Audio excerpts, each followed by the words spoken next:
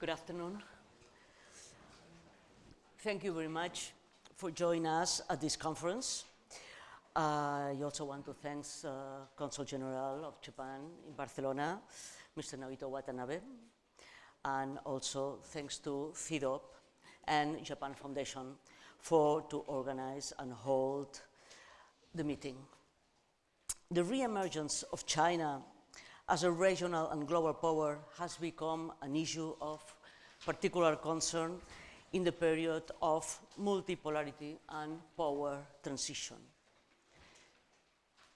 Japan's strategy towards the rise of China is significant because he has to choose a China strategy consistent with its overall foreign policy for the 21st century. But which kind of policy is following Japan? Different options appear.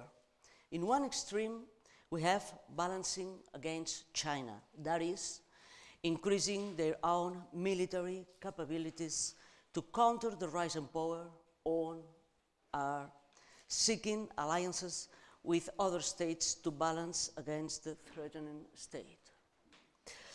In the other extreme, bandwagoning, that is, joining forces with China in the hope of sharing some of the benefits, betting on the surefire winner in the hope of obtaining economic benefits. That's a strategy for the weak. But maybe Japan is following a middle course, a hedging strategy, a set of policies that simultaneously pursue counteractions aimed at maximizing options and avoiding risk. To discuss these aspects, we have with us two renowned world experts, Professor Samuels and Professor Inada. Thank you very much for accepting our invitations. Professor Samuels will talk about Japan's hedging strategy. Professor Samuels is actually in fourth international professor, MIT Department of Policy Science. He's also the director of MIT Center for International Studies, the founder and director of MIT Japan Program, and a June Stand Grant Corporation. He has a long teaching experience in the MIT Department of Political Science, including subjects closely related with Japan, the rise of China, the odd couple, Italy and Japan, introduction to Japan, Japan and East Asian security, politics and policy in contemporary Japan. Her main fields of study are international relations, comparative politics, security studies, Japanese politics, political economy, comparative urban policies. Professor Samuels has a long list of publications, including books. The last one, most recent, is still forthcoming from Cornell University, named Special Duty, History of Japan's Intelligence Community. Also chapters of books, articles in referred journals. He has been frequent visiting professor in many universities, mainly Italy, Japan, and Germany, especially in Berlin. Thank you very much, Professor Samuels. So, I've been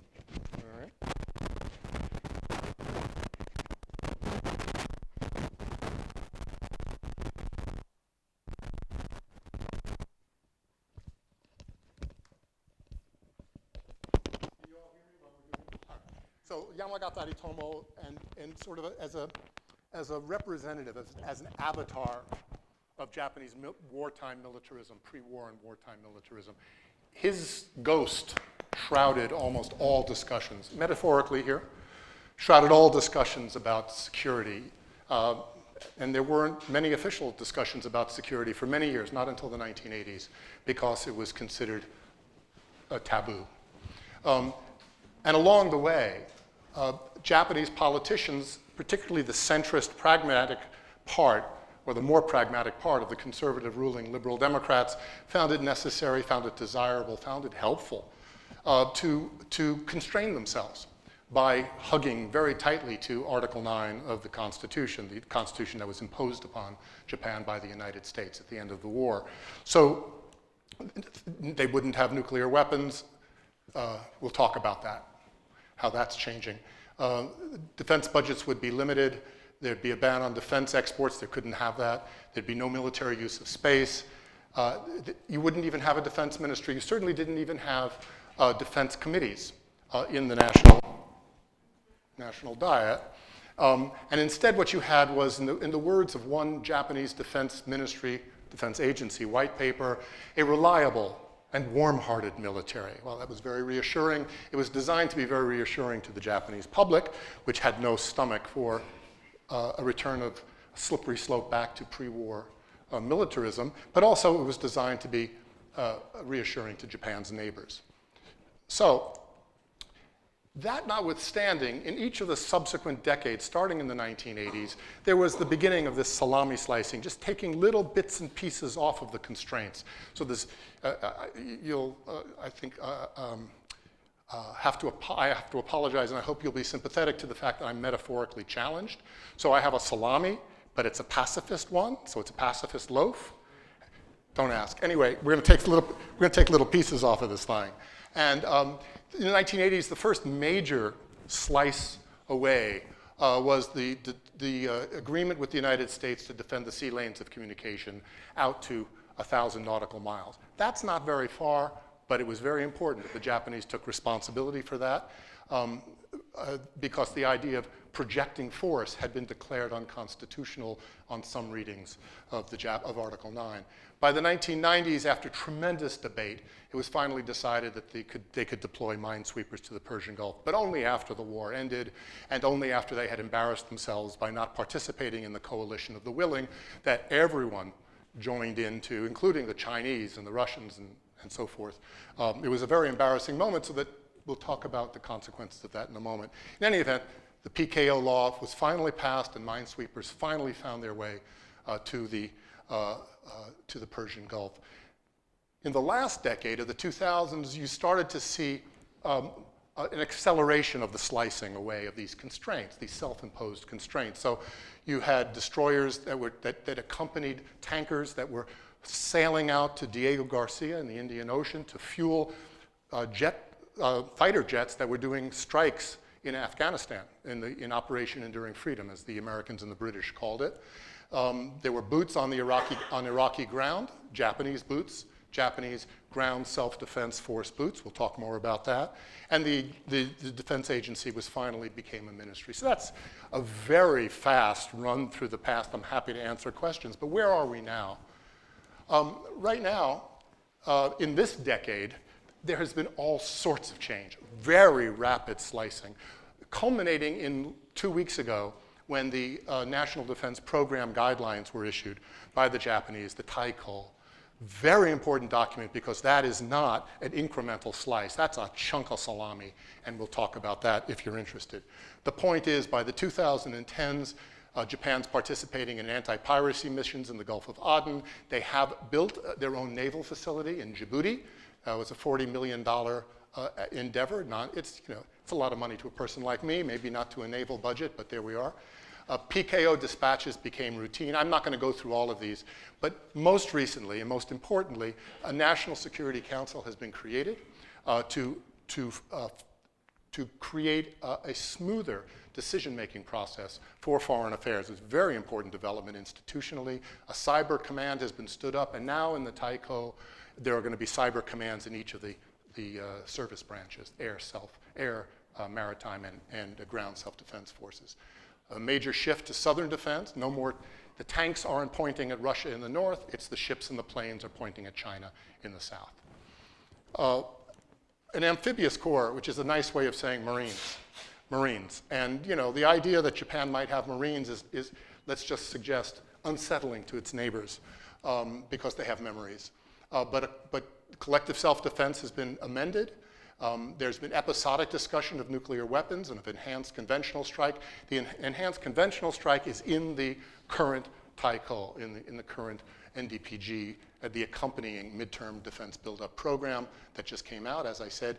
And most dramatically this last week, 2 weeks ago, you've heard about the Izumo, the helicopter carrier is going to be retrofit to take vertical takeoff and landing strike jets, F-35Bs. When I first began doing work on this subject, I was talking with the people at Mitsubishi Heavy Industries who were going to be doing some of the work on the F-35 program, and I said, A's or B's, because that's the key question. And they said, oh, absolutely A's, only A's. Times have changed. The A's, of course, need runways. The B's don't. They just need a deck or an island or something like that. Non-trivial changes. So there needs an image adjustment. This is the old image. I don't have Prince Pickles here, but I had promised you Prince Pickles, but I didn't bring Prince Pickles today. But this is, you know, the kind of kinder, gentler, more friendly, less threatening Japanese defense force that has been sort of the image, the avatar of choice. And this is the one you're getting these days. It's a serious warfighting capability, and that's just the point. And why not? If I'm going to show you my cards, why shouldn't a major power like Japan have a serious warfighting capability? Maybe the answer is because we can trust the Americans to fight for us, because the Americans told us we don't need, well, the Americans want them to have it, and you can't trust the Americans. But why'd you there? I said it. Idashita. Okay. So that's a problem. This is not a problem, but the Americans are a problem, and that's the core. That's where I'm going with this presentation. How did this happen? Well, you know, the standard explanation is, you know, you have the domestic politics and the international politics lining up in a way to make it not quite inevitable, but to enable it to happen under certain leadership conditions. So the first thing to say about what happened was that in the 1990s, 2000s really, the normal nation proponents, Japan should be normal. It should have a military. It should have its own constitution. It should be a normal nation. They actually consolidated power, and the left left. The left basically disappeared as an organized political force. And the LDP mercantilists, the LDP pragmatists, the ones who hugged Article 9 of the Constitution, were marginalized. And so you end up with Abe Shinzo and that strain of the right wing of the LDP in power. And it made it easier for those who wanted a more muscular country. That was domestic, but internationally, of course, everything changed. There was no longer a balance of power in the world. There was only the United States spending $700 billion on defense, which was more than the next 10 countries in the world combined. And the United States did what unipolar states do, which is to do whatever it wanted. And it did. Got into lots of wars. And so without a balance of power globally, and with a new balance of power regionally, in which the United States is in decline relative to China, things changed. And there were 5 catalysts. Again, I'm sorry, I'm running right through this very quickly, so save your questions, but please ask them. The first catalyst was that first Gulf War that I talked about earlier, where when the Japanese spent time on the sidelines, not actually getting involved in the way that when George Herbert Walker Bush was putting together his coalition of the willing, Japan wasn't so sure, stood on the sidelines, wrote a check. And at the end of the day, it wasn't thanked. I mean, it was the only country in the world that actually taxed its citizens to pay for the Gulf War.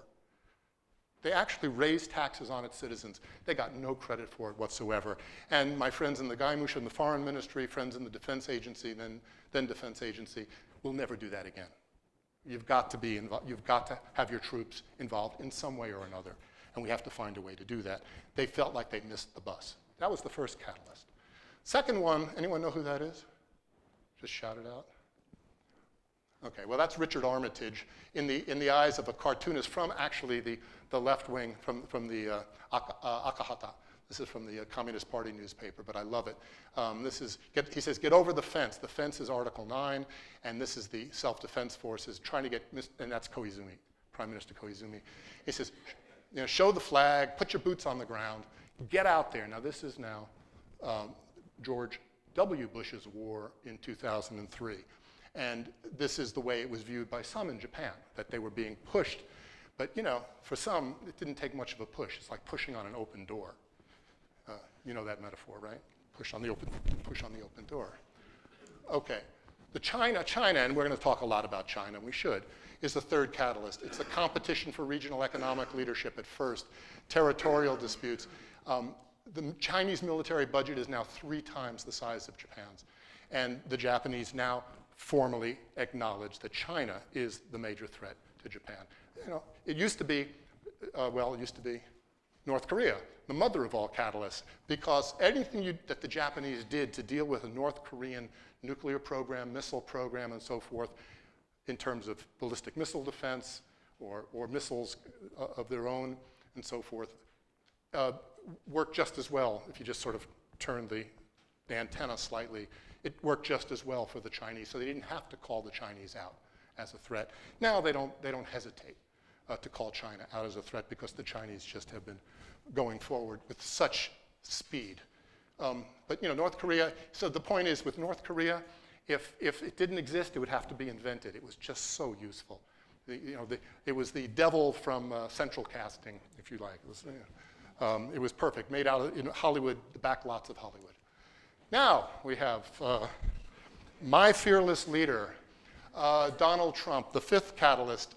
Washington, he pulls Washington out of the Trans-Pacific Partnership. He batters you guys, both on the economic side and the military side.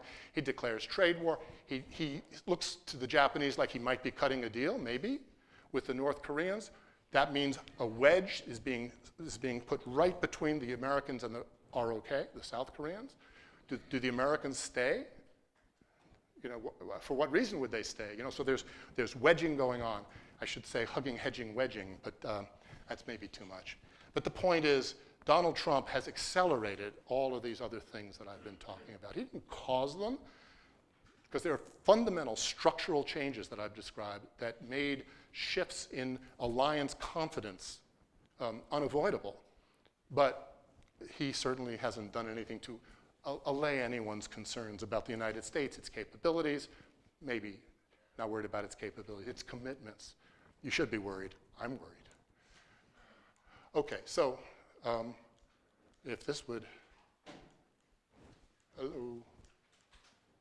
I'm sorry. Okay, so let me see if this does it. No. Okay, so would you please? So Japan has now begun to examine its options and is pivoting in Asia. So let's talk about the future. Where is it going? And that's where I'm getting to the hedging and the hugging and likewise. I think the future of Japan's grand strategy depends above all on the answer to 2 sets of questions. Questions about China and questions about the United States. On China, the question is its rise going to be stable, or is it going to be disjunctive? Or in international relations theory, is it going to be a status quo power or a revisionist power? I think they're betting on revisionism, but we'll see. Is it going to be democratic or is it going to be authoritarian? There is a theory out there that doesn't have a lot of empirical support, or at least the empirical support it has cracks in it, the democratic peace theory, and that somehow that matters. Will China be aggressive, or will it be accommodating to the status quo? Again, same kind of question. Vis-a-vis the United States, I've already signaled this to you. Is the United States really going to be committed to Japan's defense?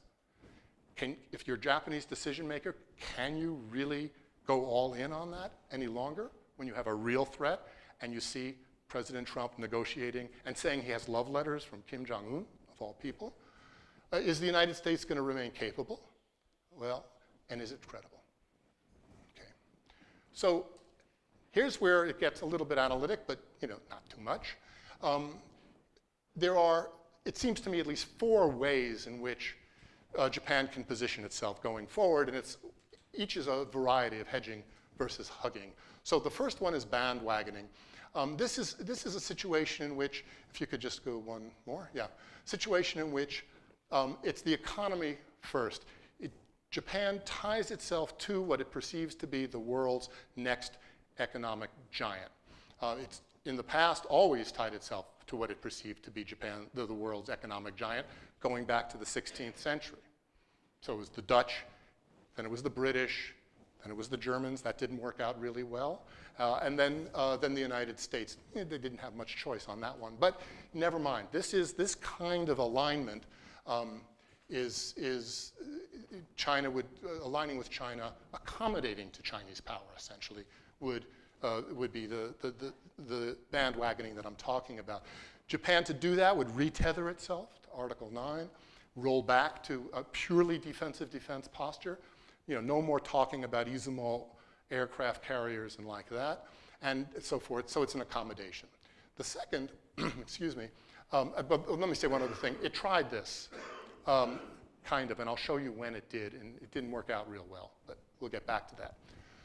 Yeah, please. So the second is here what I call integration. Elsewhere I've called it Japan's dual hedge, having its cake and eating it too, okay? It's a Goldilocks kind of a solution. You're not too close, but you're not too far. It's not too hot, it's not too cold, it's just right. People read Goldilocks in Spain? Okay. I've given this talk in many countries, and I often get completely, so somebody in the audience has to get up and explain who Goldilocks was, so I'm glad I don't have to do that. But this was the posture, the having the cake and eating it too, was the posture. I wrote The Dual Hedge with my colleague Eric Hegenbotham in 2002. We've been talking about this for 17 years. And I think there may be a return to this. I'll tell you why in a moment. So if you would. This is a cheap riding realism, but for a new era. A Japan that's not entirely muscular. It's normal in a way that Germany or Canada or France are normal, which means they can say no to the United States when they think the United States is acting irresponsibly. That's important. And Japan would be armed for deterrence and counter-coercion. The third, yeah, let's just keep moving because I realize I'm taking a lot of oxygen out of the room. The balance, the third is what I'm calling balance here, but it's really military realism. This is going all in with the United States. It's the opposite of bandwagoning. It's accommodating, continuing to accommodate to US power and believing or pretending to believe that the United States is going to be reliable as an ally. So Japan would be a normal nation here too, but more muscular. Wouldn't have nuclear weapons necessarily because it would still act as it believes in extended deterrence.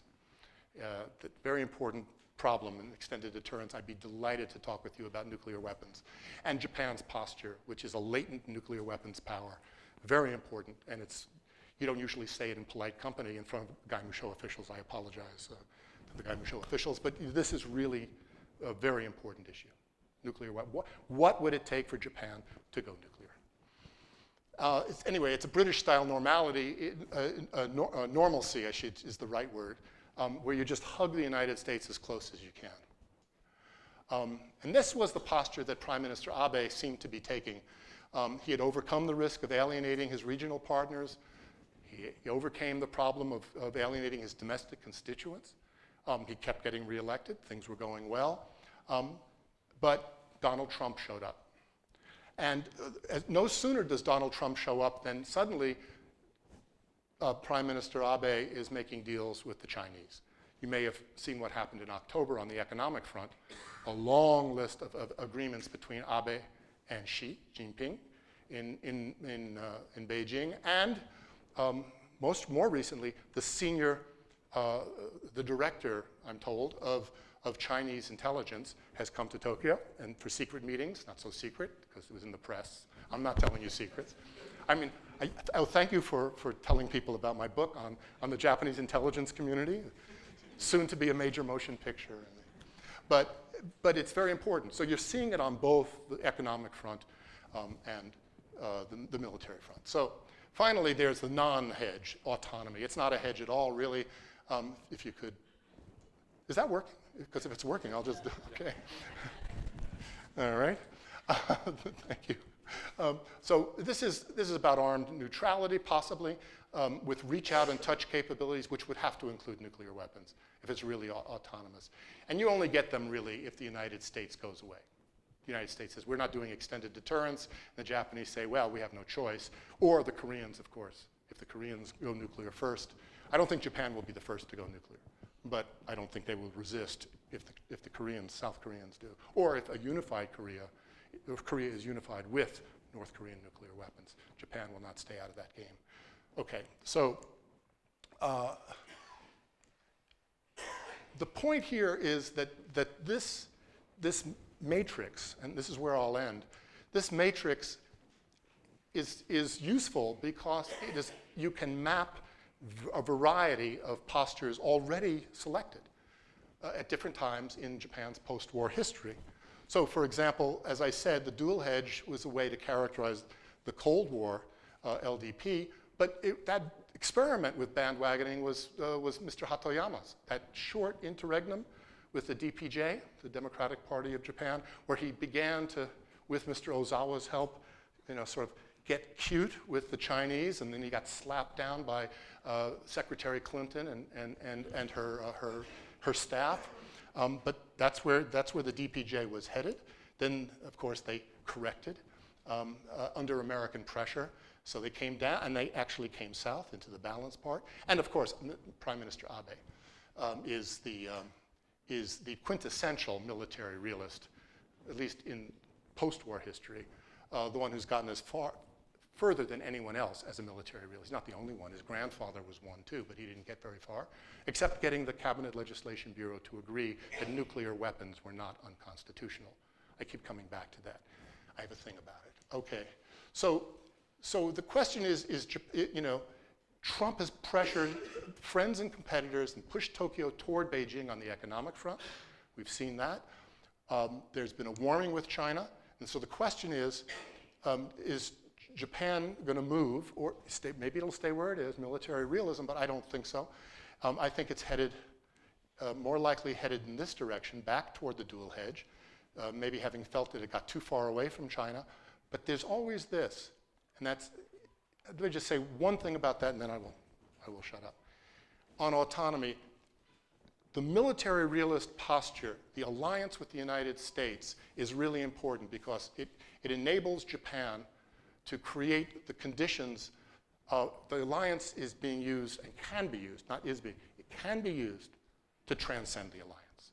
And if you're transcending the alliance, you're heading here, it seems to me, because you're moving away from the United States. So that's just a quick fix on a range of options that Japan has. There are champions of every one of these points of view in Japan. There's a good and healthy debate. When you say Japan thinks this or Japan thinks that, I give you an F on the exam, because there's no single idea in Japan. There's always a discourse. There's always a debate. There's always a set of contending notions about what makes sense, and not just in security terms. So there we are. I'm happy to take questions, and okay, I'm happy to. I yield the floor. Thank you very much.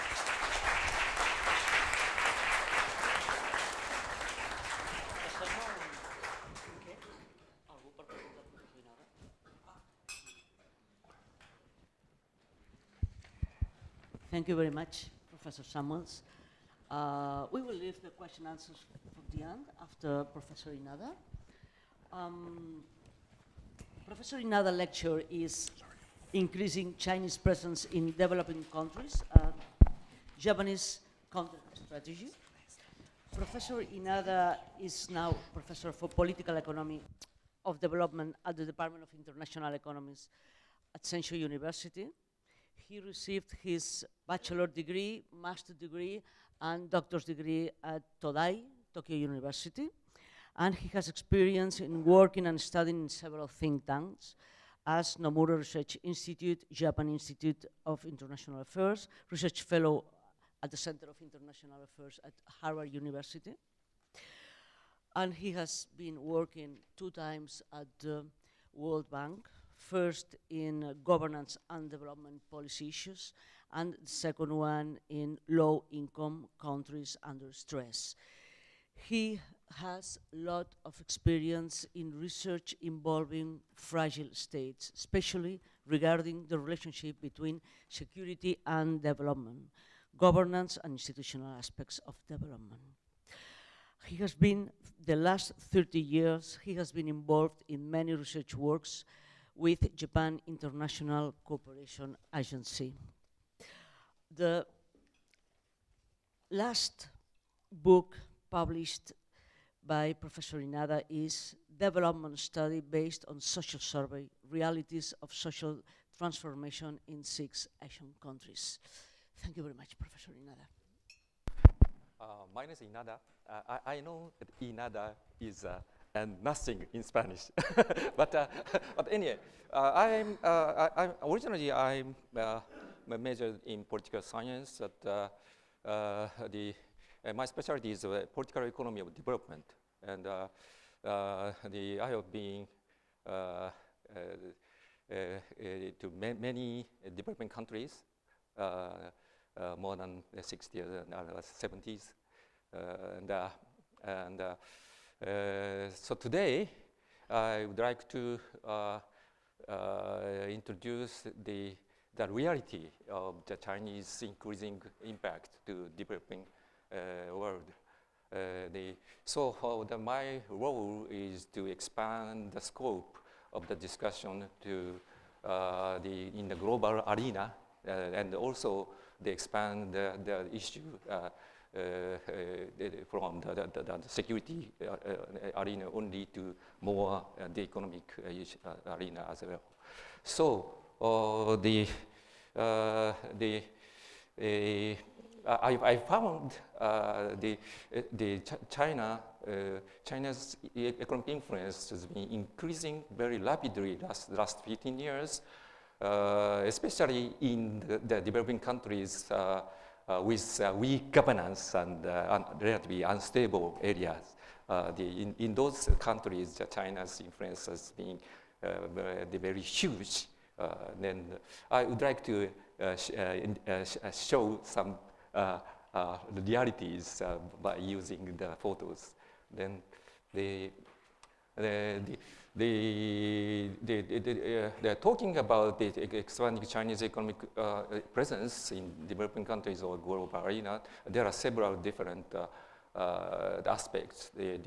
It's aid, it's increasing loan, and increasing Chinese presence, even in multilateral institutions such as the World Bank, IMF, and established new international organizations such as AIIB or BRICS banks. And the characteristics of Chinese economic cooperation is regarded as trinity, or sometimes the quantity model of economic cooperation. I will explain later. And also it's one of the characteristics is the non-coordination with international, traditional international aid community led by Western donors. I would like to show the statistics. The last 20 years, especially after 2000, especially after the late 2000, the Chinese economic presence has been amazingly increasing in terms of its export and its foreign currency reserves, and Chinese direct investment, and foreign aid. But foreign aid statistics is only limited at the grant aid, and loan cannot be, is difficult to involve. And also the right column shows the expansion of the foreign economic cooperation contracts, which means the increase of Chinese laborers in the world or in developing countries. So simply speaking, to compare the statistics of 2001, 2009, within these 8 years, most of the figures expanded by 8 times or 10 times. And It's a huge economic impact in many developing countries. These are the countries I visit many times, and because of the limited time, I skip these details of the situations. But just I would like to show the photos later. Focusing on the ASEAN region, this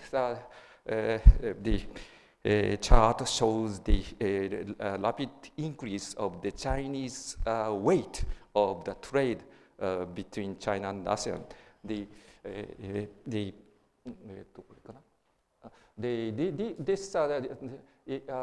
In 1999, the Chinese weight in terms of the trade with ASEAN is only 4%, but 2010 nearly 20, and now around 24 and 25 last year. And from the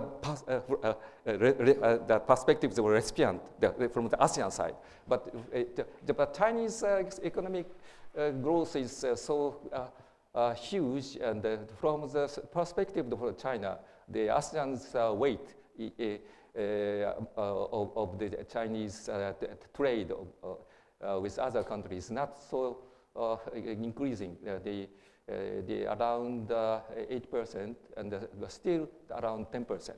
So from the ASEAN, the China became very huge, but from China, the ASEAN is not so large weight. I didn't show the Japanese weight, but the Japanese the trade with ASEAN, it was expanding, but if I use the same kind of figures, the Japanese weight of its trade with ASEAN, from the ASEAN side, around around 20, more than 20% in around 2000, but now nearly decreased 10%. So from the ASEAN side, the Japanese weight has been decreasing, and China has been expanding, now more than twice than Japan.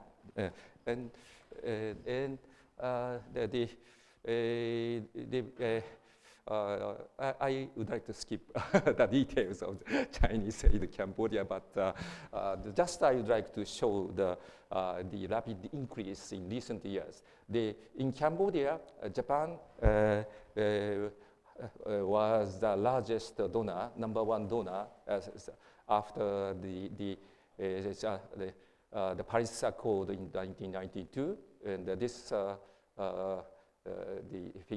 figures, this values show the Japanese aid, it's a percent, and you can find the rapid increase of these figures. This is the amount of Chinese aid to Cambodia.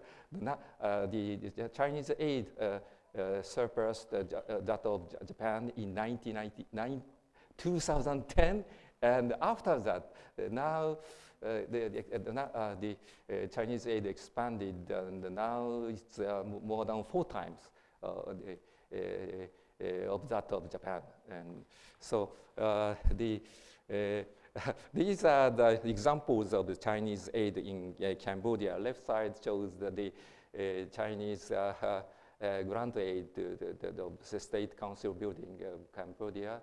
And the right side is interesting. The left, you can find the bridge left side. This left side of the bridge was constructed by Japanese grant aid in around 1996 or 7, and this bridge is very useful. The other side is Phnom Penh city, and this side is the countryside, and there are were no other bridges in this river.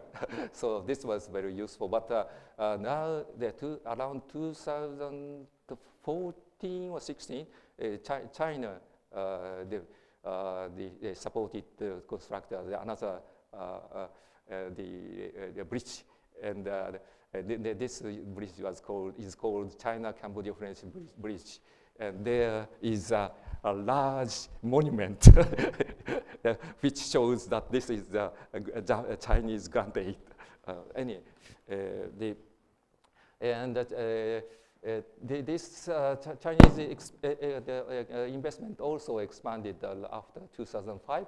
The last 10 years, and Chinese investment in Cambodia is the largest. These are the photos taken in the southern part of Cambodia. There are so many the garment factories of China, Chinese companies, and every morning and every evening there are so many young women traveling from the countryside to factories. The garment industry is a main industry of Cambodia, China is also a lot of economic presence in Laos. This is a road constructed by support of China, and now this railroad is under construction from Kunming to Bangkok. And this is a grant aid from China and National Cultural House, and the ASEAN the meeting was held in this building. These are the examples. This is a Chinese investment. The huge the residence complex is now under construction, and this is still under construction. It's a government office building. They contracted by Chinese companies.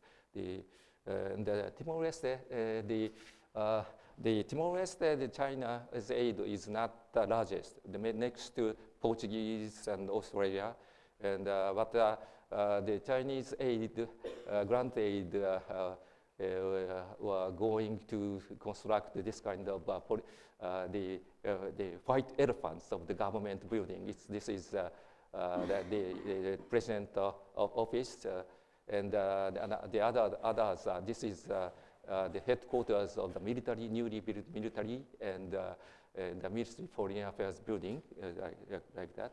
And but this kind of huge the economic presence in South Asian countries such as Laos, Myanmar, Cambodia, but looking at the other South Asian countries, that pictures is mixed, and in terms of its influence. I would like to skip the details. And in Africa, in fact, more than half of the Chinese aid has been going to African region, African countries. Interestingly, in 2002, this charts show the weight of the Japanese export and import from the perspective of the African, the sub-Saharan African region countries. In around 2002, the Japanese weight and the Chinese weight was almost the same. And after that, the next the 10 years, Japanese export and imports with sub-Saharan African countries has been expanded nearly 3 times. But this figures, these values show the Chinese increasing export and import with sub-Saharan African countries. It's a huge. So in short, the Chinese increasing influence in developing countries occurred last 10 or 15 years. the situation has been changing so fast. In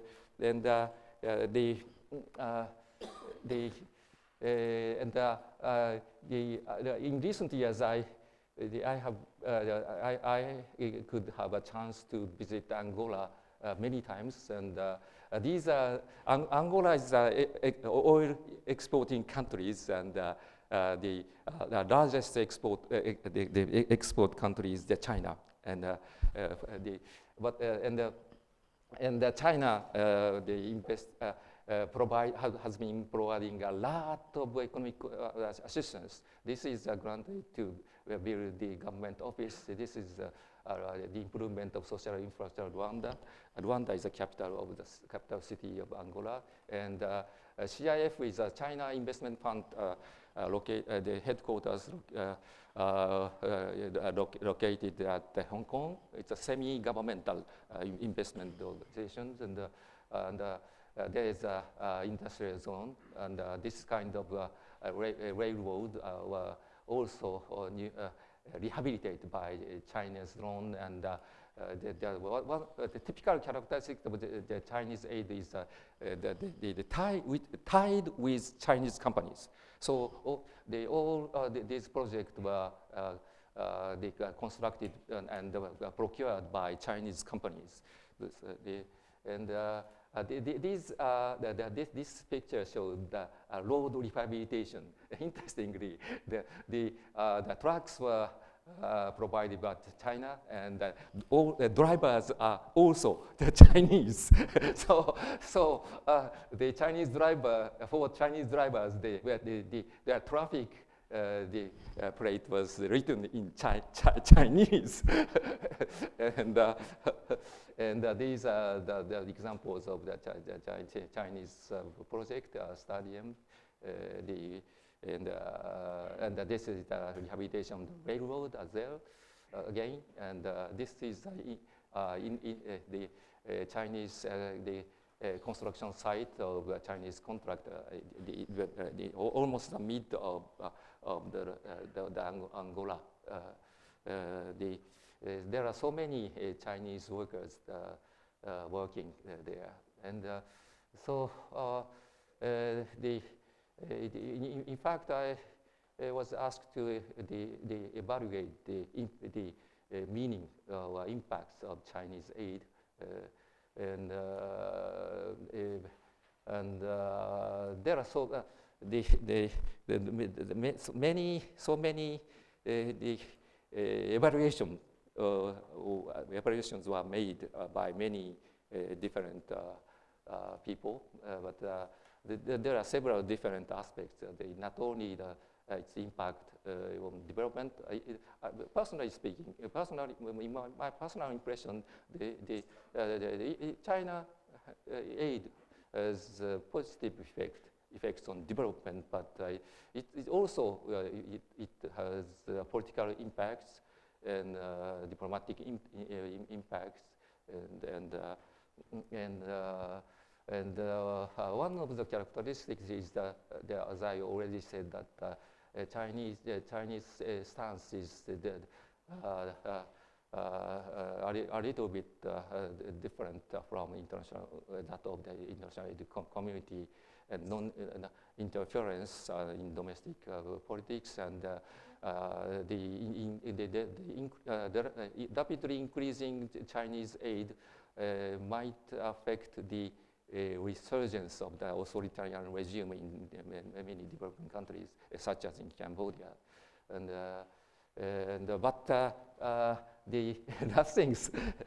this kind of characteristics of Chinese aid look similar to those of Japanese ODA in 1960s and 70s.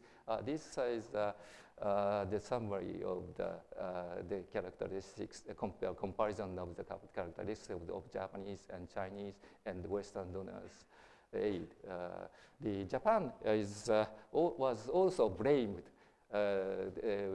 because Japanese aid was too economic oriented and tied with Japanese companies, and the aid is conducted by economic motive, because of the harsh criticism against Japanese aid around in 1970s, Japanese aid stance has been changing to collaborate with Western donors, and also they share now sharing the common values such as democratization and non-corruption or something. But the Chinese, the characteristics of Chinese aid is very similar to that of the Japanese of the 1960s. maybe maybe it's 30 years or 40 years behind the characteristics of Japanese aid. I hope, or I wish, the Chinese aid characteristics might be changing, shifting in the future as well. Because some the corruption and maybe some kind of the accumulation of debt are the problems even for Chinese government. but anyway, and also the international community increase its criticism and encourage the changes of the Chinese side. Recent years. And I would like to explain very briefly the impact of increasing Chinese economic presence in developing countries, not only not limited to the substantial economic presence, but also some kind of the ideological or political impacts, which means the spread of the Chinese model of development. Or some, but there are several different kind of arguments about what Chinese development model is. But I would like to skip the details. And also, in recent years, there is a term, the Beijing consensus, which is now spreading to the developing world. Again, the definition of Beijing consensus is still vague. There are several, but the one typical definition is the government-led economic model, and these are the popular among the economists, but the political scientists and the international affairs experts, they use the definition of Beijing consensus is the combination of some kind of the market economy led by the government and authoritarian regime, and some argue that this is this kind of combination is spreading to the developing world, and that is a threat to liberal the international order. But anyway, these are so in the global arena, especially in developing countries, the Japanese presence has been decreasing, and Chinese economic presence is huge now, and looking at the Japanese responses to this reality, there are several different policies and responses. This is still vague. The one the direction is the collaboration with Western donors and compete with the China model. And for instance, to expand the issue to other economic, international economic agenda, the Japanese government recently proclaimed free and open Indo-Pacific, Indo-Pacific as a counter strategy against China. but Chinese, for instance, the Belt and Road Initiative. But this, in fact, this is very relatively nominal in my impression. The government emphasized the meaning, the importance. But anyway, the second approach is resurgence of traditional approach similar to Chinese model, which means in some cases, Japanese government has been trying to increase its volume with aid again, and in the competing countries such as Myanmar or some other countries, and also in terms of the trade and the investment or infrastructure, the loan to infrastructure building, the Japanese government try to collaborate with the United States and Australia, even in this case. But personally, I don't think this works effectively. Anyway, the third option is the collaboration with China, especially in terms of the business chances, especially in infrastructure project. It is true that for Japanese government in recent years to collaborate with Belt and Road Initiative, but also try to engage, to try to push China to come into the existing international framework. But honestly speaking, I'm not sure this works or not. But anyway, and finally, I would like to make my personal comments to the debate about the applicability of hedging strategy. Professor Samuels did not explain details about the hedging strategy, but Professor Pelegrín and Professor D.D.U. right? Wrote a very interesting paper about the hedging strategy. And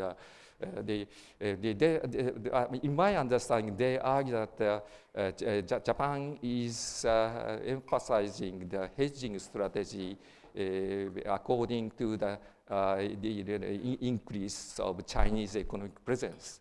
But I think we should.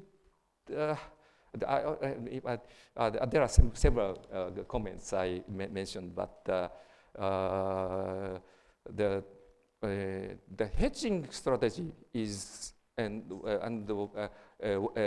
was a normal and typical strategy of any countries, but especially in South Asian countries.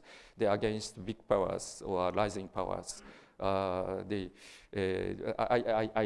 said that the last 60 years after the World War II, but in fact, the hedging strategy is one of the effective strategy mentioned by, you might know that Sun Shi in his The Art of War, almost 2,000 ago. The hedging strategy is a typical strategy of any countries in case to secure its positions or its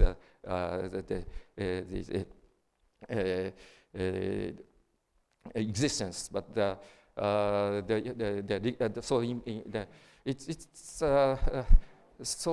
but the Japanese basic strategy. I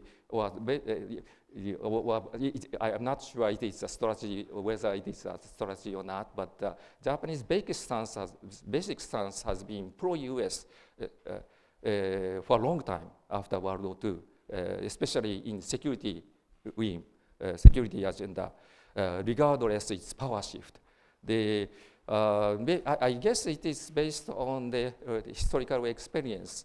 that pro-Anglo-Saxon, pro the U.S. and the Britain was the key to the Japanese survival in global politics.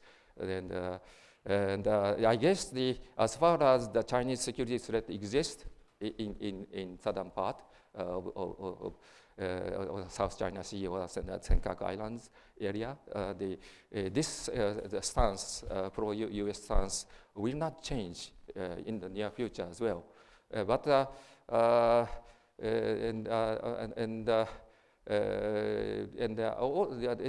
is not because of the security reasons, but also some kind of ideological preference for the liberal the market economy and liberal democracy. It is also an important factor of the pro-U.S. strategy of Japan, I guess. But economically speaking, Japan and China are interdependent each other. And even in the stage of the rapidly increasing Chinese presence, economic presence, the Japanese companies they have the interdependent status relationship with the Chinese economy, not only in the Chinese mainland, but also in other areas. Then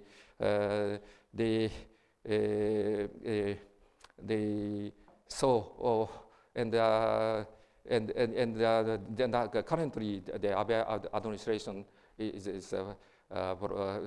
proclaims and improve the relationship with China and Japan and said that Japan will collaborate or would like to collaborate with China in third countries. Again, I'm not sure this works or not.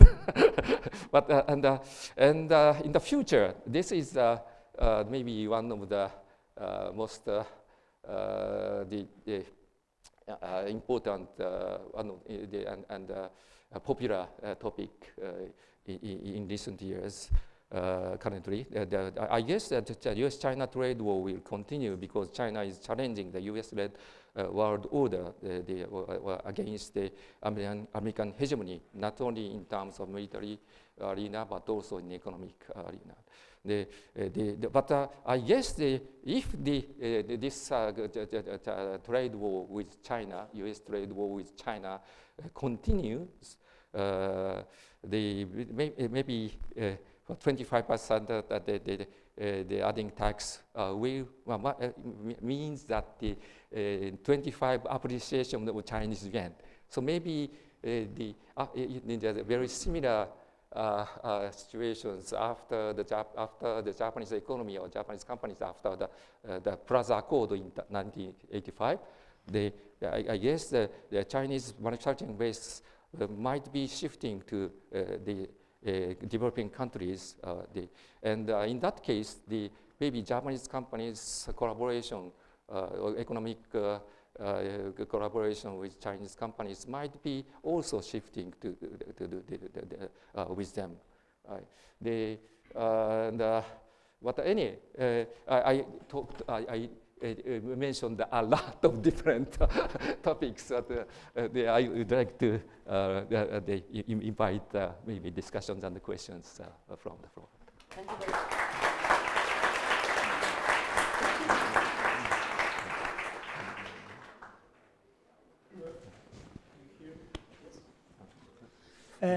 Well, thank you to everybody here. I'm very happy to see so many people interested in Japanese foreign policy.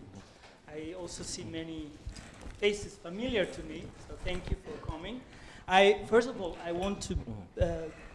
am grateful to Professor Inada for giving us a Japanese approach, not only because he's Japanese, but not only because he's a very well-known scholar, but because he knows the practice of international relations. He does not only knows how what the theory says, but he was working at the World Bank. He knows how to deal with governments.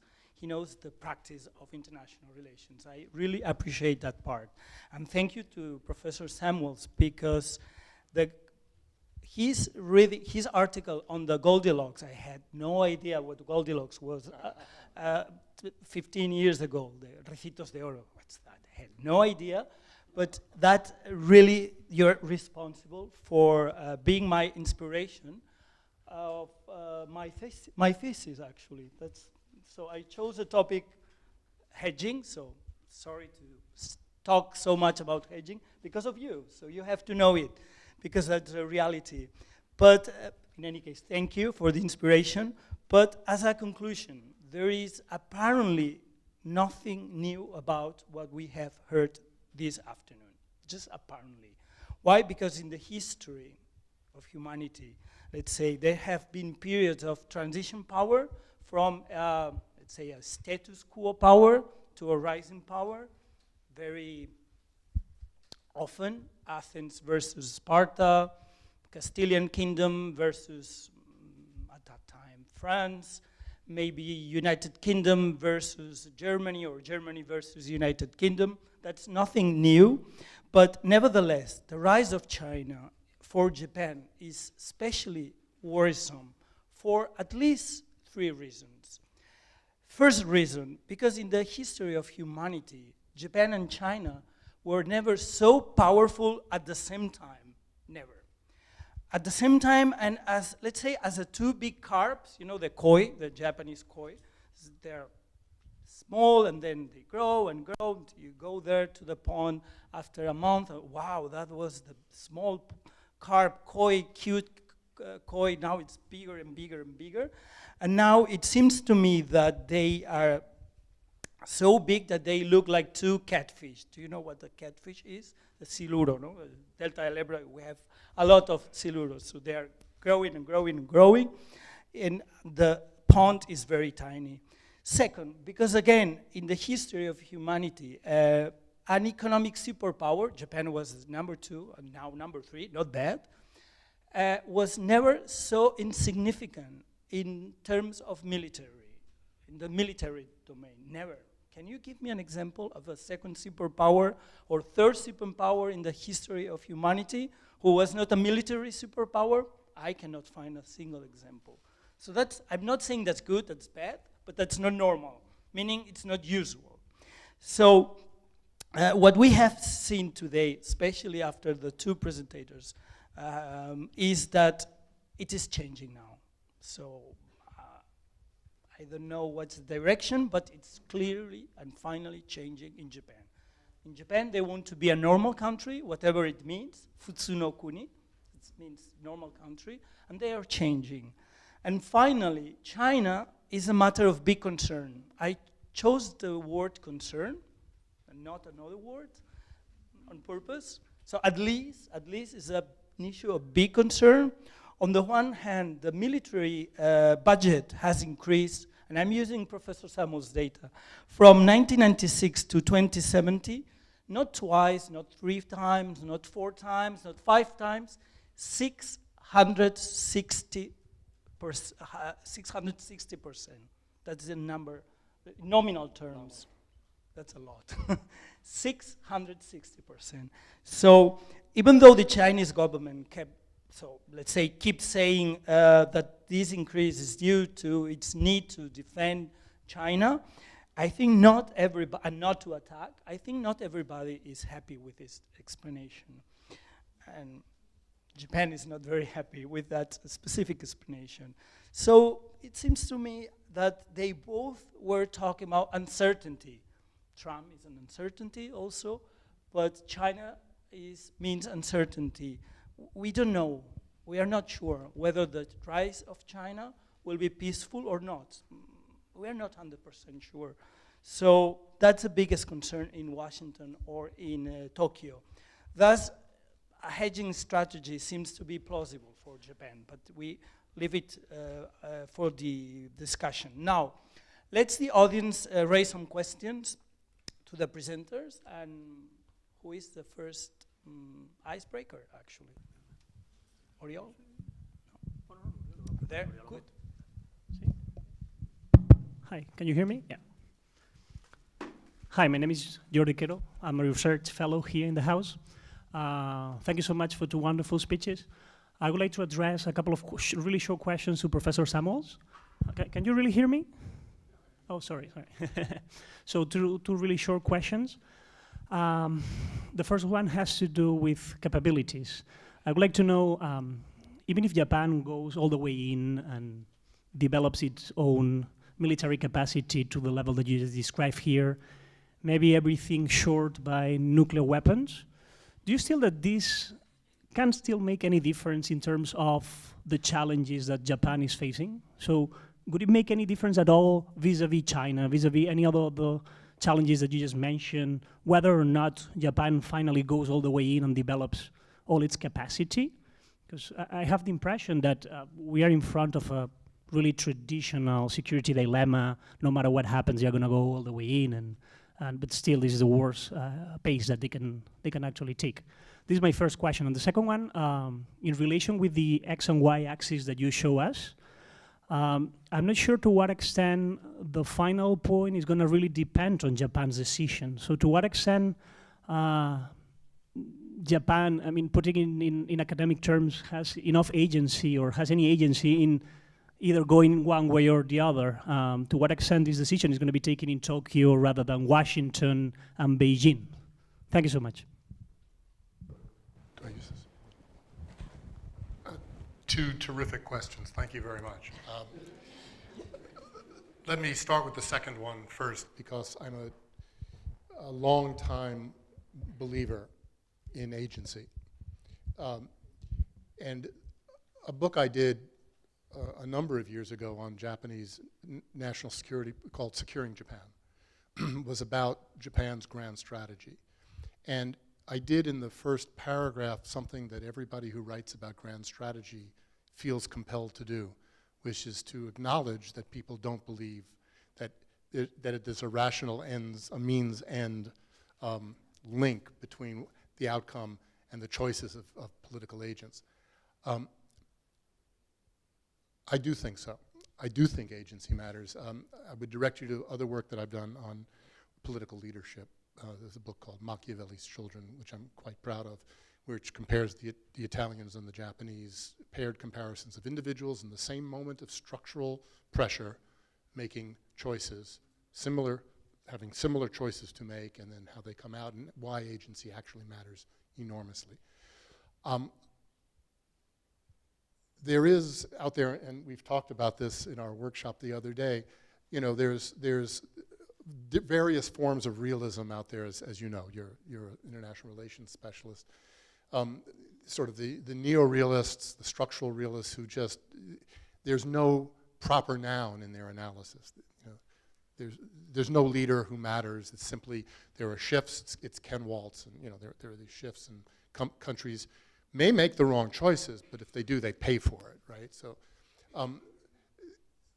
but there, in the last, say, 10 years or so, classical realism has come back, which includes a concern for and incorporates into it the will to power of individual agents, and it has to be taken seriously because structural realism is just so indeterminate. But the more analytic version of recent developments is what's called neoclassical realism. And I'm sure you're familiar with it, but for those who are not, the point there is that there are these structural forces that are their starting point, but it's the way in which domestic politics is configured, winners and losers. That's why I started where I started. The way in which domestic actors win or lose, and the extent to which when they win or lose, national security policy shifts. And that's where I am, and that's where I think it's best to understand where Japan is.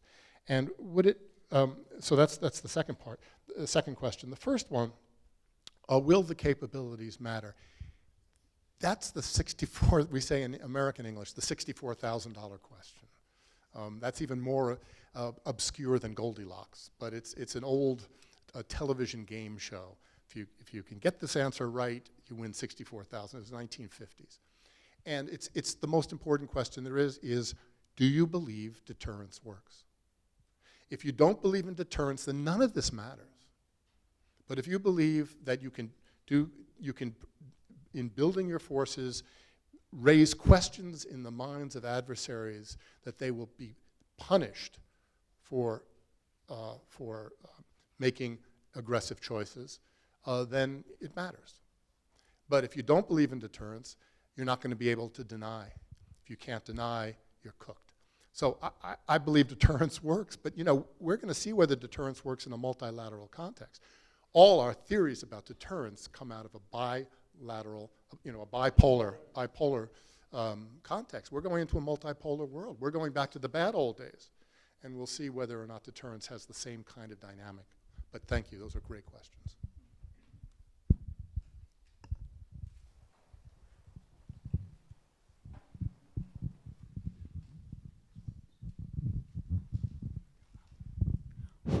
Thank you very much for the two lectures. I want to introduce one question that you never raised, Professor Samuels, is the question of Taiwan. Do you think that the conflict between Beijing and Taipei can influence the position of capabilities, of military capabilities of Japan, or Japan is not involved in the question? You are trusting in United States, and Japan will never be involved. And the second question is for Mr. Inada. My question is, what will happen with the external front of the Chinese economy if the internal, the position of the Communist the party is trying to develop the internal consumption and is trying to have a model more developing the internal economy than the external appearance? And one only question, one suggestion that I have for you. It will be, today is very dangerous that if Japan helps China in this international development, because you are going, all this package of Chinese and Japan will go very out of the democratic development of the less developing countries. I mean, the DAC conditionality is something that is helping to the human rights and good governance and so on. The Chinese position will be never in this line. That means that if Japan is helping the external aid of China, that will go in the wrong way in international relations and in the World Bank or in the Washington Consensus, or as you prefer to say, because the Beijing Consensus is not the better model, for the development of human rights, good governance in African countries, even in Latin America countries. Thank you very much.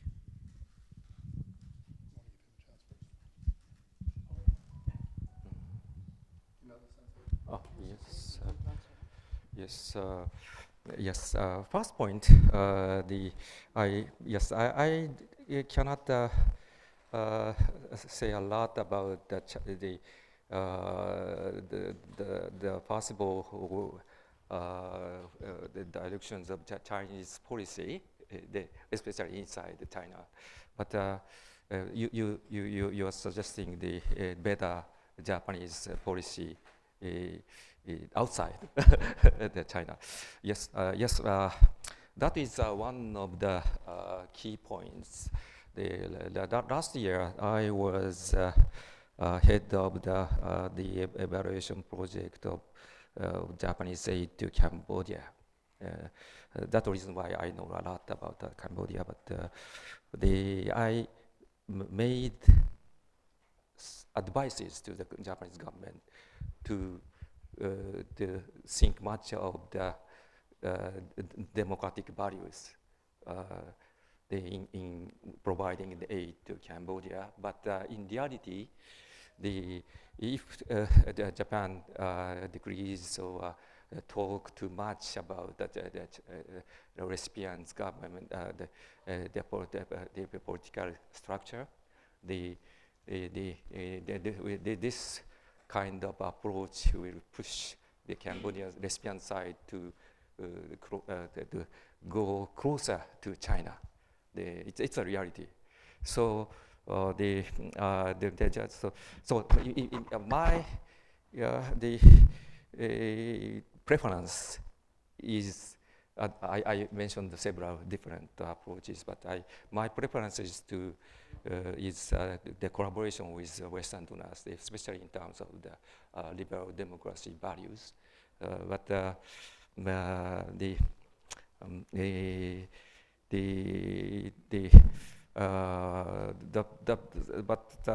problem is how to make the better or push the democratization or the liberal democratic values in the recipients. In any case,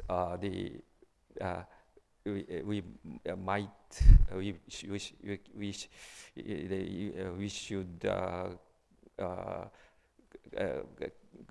collaborate, but the collaborate means we should have some kind of closer relationship with the Chinese government. But anyway, it's a different. your suggestion is I totally agree. But the problem is that it is not easy to make our approach effective. So sometimes we should encourage China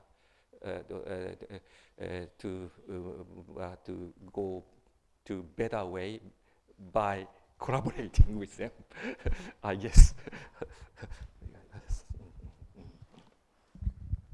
Great. I think of Taiwan as, when you ask about Taiwan, I think of the Sherlock Holmes story about the dog that didn't bark in the night.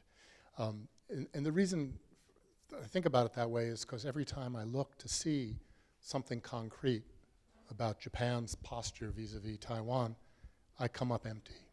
It's very hard to find anything except platitudes about Taiwan. And this is at a time when there's new debate in the United States about what the US obligations are toward Taiwan. In academic circles, there's serious debate about whether or not the United States is overcommitted to Taiwanese security in an era in which the United States has been pushed away from the Chinese coast. It no longer has complete control of the air, space, and sea close to China. So it's been pushed back. Its relative power has declined. So the question is, if in 1995 the United States could sail 2 carrier task groups, two carriers, it sailed into the Taiwan Strait. Can't do that anymore. We used to joke about the ability of China to take over Taiwan was about the million-man swim. They didn't have the capability, they didn't have the lift, they didn't have but that's not true anymore. And so Taiwan is extremely vulnerable. So your question is extremely important. And the NDPG, which talked about jointness in the new last TICO, National Defense Program Guidelines, talked about putting together across the service groups jointness, but also combined with the United States. Combination with the United States was underdeveloped in the NDPG, and Taiwan was not mentioned. So that's number one, one part of the answer. The Taiwan contingency is one of the 2 most important contingencies that Japan has to deal with, the other, of course, being on the peninsula. And it's terribly important for a different reason than the Korean contingency.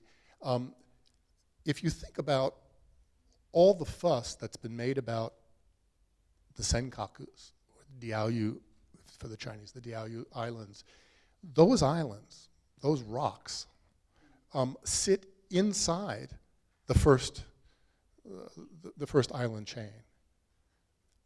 If you lose the Senkakus, without regard for all that we hear about the strategic importance of the Senkakus, Compare that to what happens if you lose Taiwan. Taiwan sits in that first island chain, and it's large enough to have a significant port and complete open access to the South China Sea. So it is a terribly important question, and when the Japanese don't talk about it openly enough, for my taste, there was a time when I could say with confidence that Taiwan was completely planned out of any contingency. You know, if the Japanese said to the Americans, "We'll hold your coat," whereas the British would say, "We'll hold your beer, you go fight," you know, the Americans would say, "Fine, that's what we want." Now the Americans expect the Japanese, and I'm not sure that to assist in a fight that the Chinese would precipitate. It's not, they don't expect the Japanese to start anything, but it's not clear that the Japanese are prepared to do much more than provide logistic support, and that may not be enough any longer. Let me just add a couple of words on this. Back 12 years ago, I was starting to write my thesis on Japanese foreign policy, and I had the great opportunity to interview the Japanese foreign minister at that time. And I asked him exactly that question. Imagine that Taiwan is attacked by China, and the United States helped Taiwan. That's something what we assume at that time. And the United States asked Japan for some help for Taiwan. What would Japan do in that case? His answer, and I think it's not off the record, it's official, was very clear. Of course, we will help the United States if Taiwan is attacked. First, because there is a legal binding agreement between them, so we have to do it. And second, because the next island could be Okinawa. So we are very worried about this topic. And Taiwan is part of our domestic security. So I think it's more or less your picture, but 12 years ago.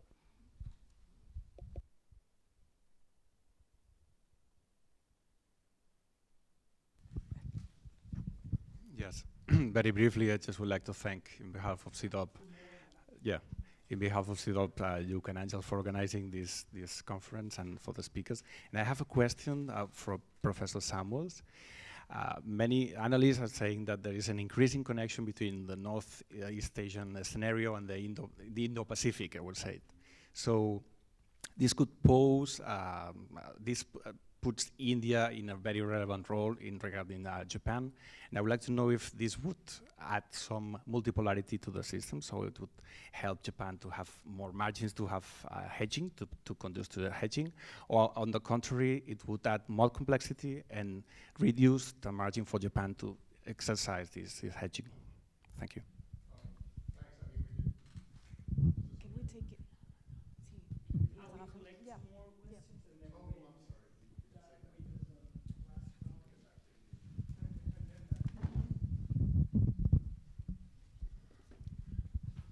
Yes, thank you. I'm a financial analyst. I have a question for Mr. Samuels. You focus a lot on the military of Japan. Do you have any insights in the military budget? Is there a kind of a multi-year budget in it? Are they working on it? And related to that, the military budget, does Japan have a multi-year military budget for more than 1 year? Are they working on it, or what's going on there? And related to that, do you think there is kind of a budget constraint, because this is all very much related to the economy of Japan? Or do you think that this way maybe they keep on with this high dependence on the United States? Thank you.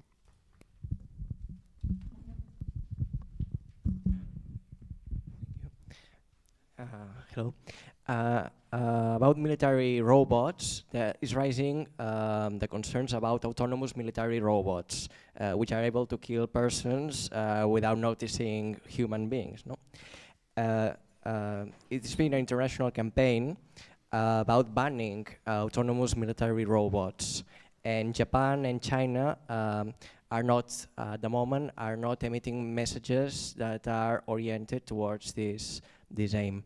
do you think, to Professor Samuels, do you think that Japan will develop autonomous military robots to defend the territory against an eventual attack of China? And to Professor Inada, you are a Japanese citizen, you are living in Japan. Do you think that autonomous military robots would be appreciated well by citizens, or it would be perceived as contrary to the Bushido, or the code of honor of warriors, no? An autonomous arm that kills. Yes, yes. Do you think that autonomous military robots could be perceived badly by Japanese citizens, as historically the samurai had a code of honor, no, and the Bushido, no, and would be contrary to the rules of the warrior? No? Thank you.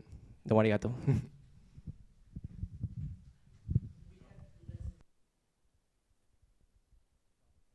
I'll be very brief. So, 3 questions that were directed at me.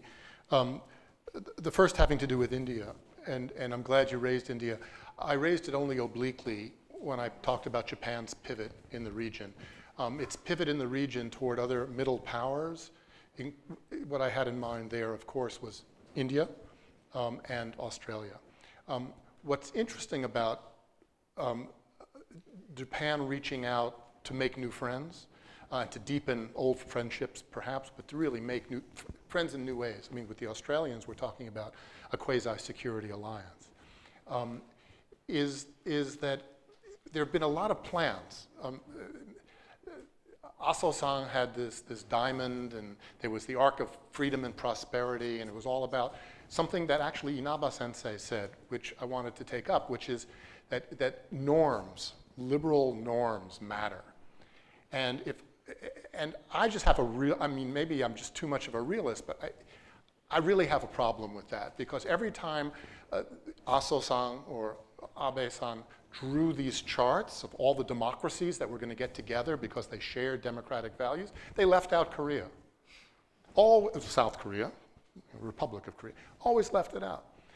So I don't think that's what this is about, but I do think that the Indian relationship and the redefinition of the security community to include the Indo-Pacific, to redesign it, is critical. And the Americans thought so because they simply took the concept and ran with it, so as if they owned it.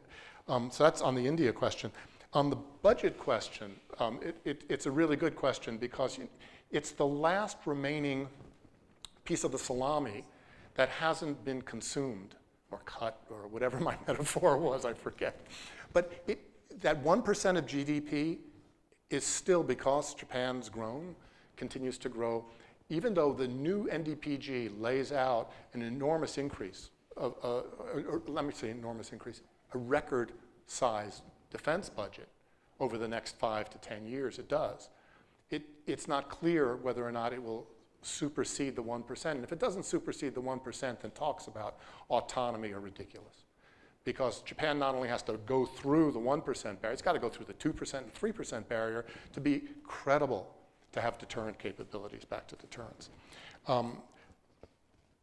So this budget constraint is kind of there. Prime Minister Abe said he doesn't care, but Japanese voters still seem to. And so there's been real tiptoeing around that issue, okay? On UAVs, yes, the unmanned aerial vehicles, but the robots. That is baked right into the new NDPG. There's a whole section in there on remotely controlled military equipment and R&D, combined R&D with the United States, but also an increased R&D inside Japanese defense industrial community on creating more and, dare I say, better, anyway, more lethal, let's just be clear, more lethal remotely operated weapons. And they are hugely lethal, as you've said, with ethical aspects to it, which we don't have a chance to, but thank you for asking. Yes, using the chart of Professor Samuels, firstly, there are several different opinions inside Japan in any stages of the history of after World War II. The pacifists and the claimers Japan should be more independent from the U.S. and also the realists and mechanists as well. But the balance of these different opinions and have been shifting depending on the changing circumstances. The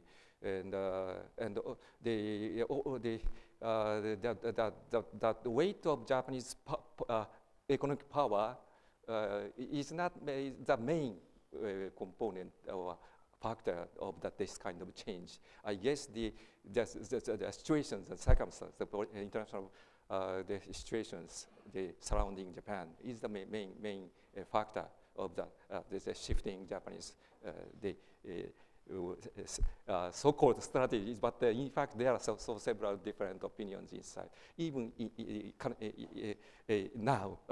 but so as you said that we can find some people who are claiming that Japan should be more independent stance from the U.S. and even from China, but also maybe the interesting thing is we can find some kind of sympathetic sentiment with the cooperation with China. The last 50 years, maybe 100 years, still exists, and I guess the government regime, government stance is not here. If we talk about the both military and economic arena, maybe a best stance around here. Now maybe going around here, yes. And now, interestingly, because of the push of the Trump government, Trump administration takes a harsh position, harsh stances to China, and China is becoming more collaborative to Japan, in fact, since maybe mid last year. And so in that case, maybe if China is approaching to Japan, we can have maybe more wider the options, and but anyway, that kind of Chinese stance might be changing in the future as well. So, but anyway,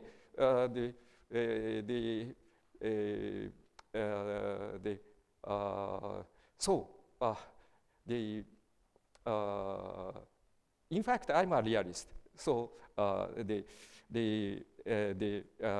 guess in my perspective, the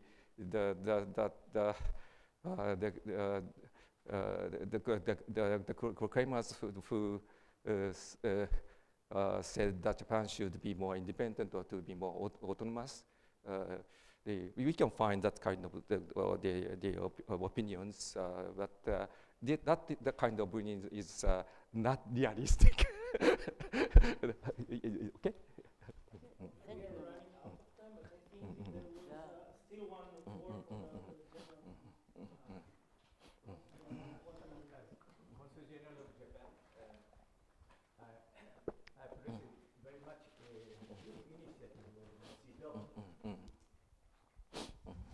To have this interesting event. I'm very happy to hear the very interesting viewpoint, academic viewpoint about the security of Japan and China. And I'm also very happy to have so many audiences interested in the current situation of the security in Asia. I'm a consul general, so I can't comment about the security issue. But I say that in June, there will be celebrated the G20 summit in Osaka, and there will be soon the high-level talk between the dignitaries of Japan and China. And I dare say that this individual confidence and communication and the friendship are very important for the security issues in Asia. Thank you.